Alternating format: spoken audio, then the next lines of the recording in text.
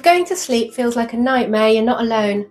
Welcome to the Sleep Circle, where we talk about what actually helps, from sleep gear and calming routines to science-backed tools and real-life experiences.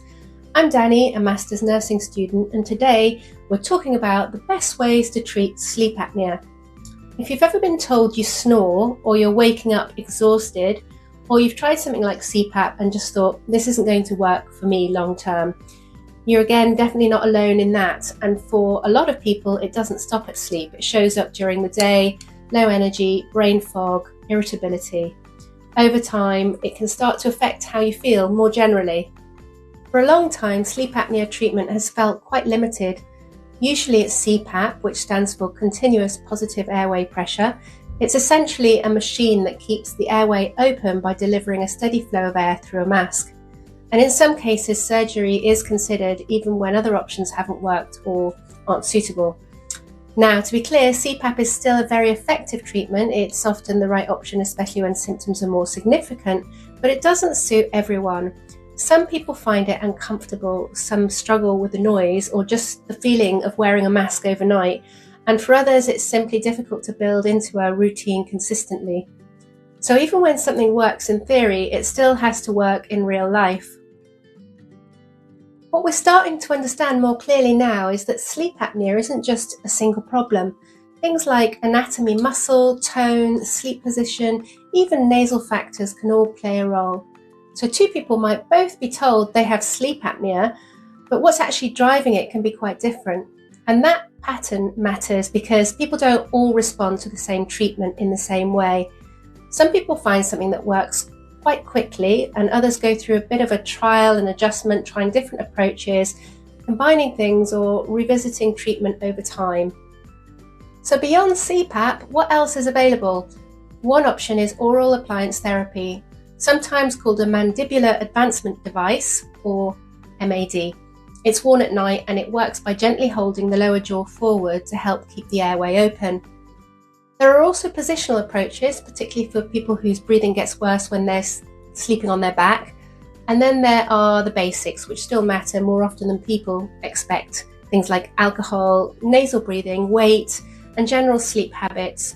There are also more advanced or specialist approaches, including surgical options, but those are usually considered in more specific or very severe cases. None of these are a one-size-fits-all, but together they give you a much more flexible picture of treatment. And for some people, it's not about choosing just one approach. It might be a combination, something that supports the airway at night alongside changes during the day. Alongside that, there's been a shift in how we think about the airway itself. When we sleep, the muscles that help keep the airway open naturally relax, and that's completely normal. But in some people, particularly with snoring or mild obstructive sleep apnea, those muscles just aren't providing quite enough support to keep the airway stable.